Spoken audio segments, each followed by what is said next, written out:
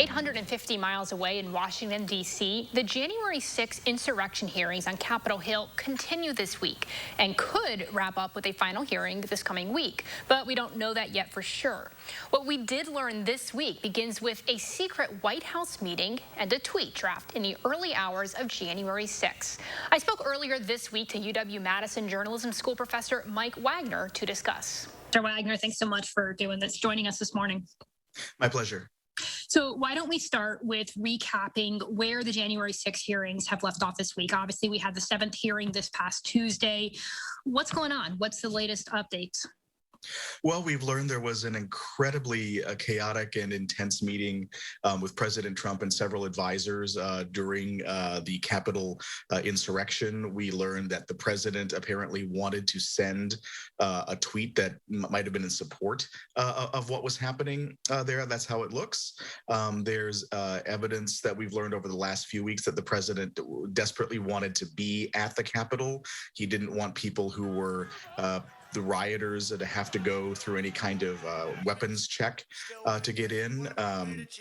We've learned all of these things over the course of the January 6th hearing so far. We've learned how close many key leaders like the vice president and the speaker of the House were to being in mortal danger.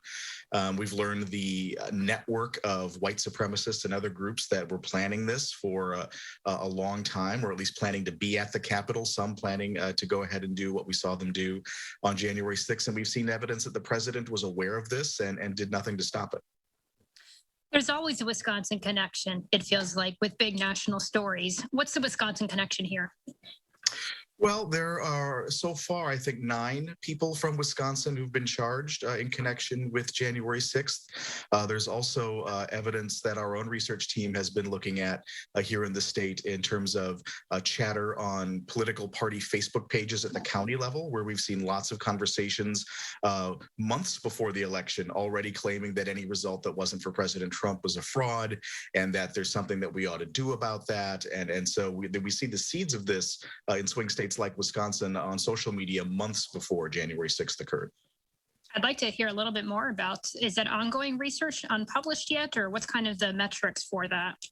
Yeah, so we've been collecting public-facing Facebook pages, so a lot of political party pages at the county level, both in Wisconsin and other swing states around the country. And what we've been doing is looking for claims of election fraud, claims that something should be done about supposed election fraud, links that people share on these pages to, far right extremist, essentially lies about the election. And we've been finding that it's really counties in swing states where President Trump had narrow losses, where the people seem to be the most irked and the most convinced that there was some kind of fraud. And in county parties where, in the county where Joe Biden won by a lot, people are less concerned about that. They're less concerned about it in swing states like Ohio, where the victory was for President Trump, as compared to Michigan and Wisconsin, where the victory was for President Biden. We might be coming to a close with these hearings soon. What do we expect next? And do we expect anything to come out of this? Well, I think up next will be a more minute-by-minute account of what the president was not doing. I think that's where the January 6th Commission is going to go in terms of not calling the Department of Homeland Security, the Attorney General, the military to step in and stop the siege that was taking place at the Capitol. In terms of what might come, the committee itself doesn't have teeth, really. This is really a leading the Attorney General to water and hoping that he drinks. And so it'll really be up to the Department of Justice at the federal level if there were to be any kind of charges against the president, members of the president's staff, or the like. Of course, another consequence might just come from the voters who might express their views across the country during the midterms. Anything else we've missed or you'd like to add here? I think it's a really important time for us all to pay attention to what happened during our last election and reflect upon how fragile democracy can be. It's really about the civil society that takes place between individuals and the trust that people can have, even if they disagree about political issues, but the trust that they have that people are engaging in fair play and have good motives, especially those who are the professionals we trust with counting our ballots. Professor, always good to talk to you. Thanks so much for taking a few minutes. My pleasure.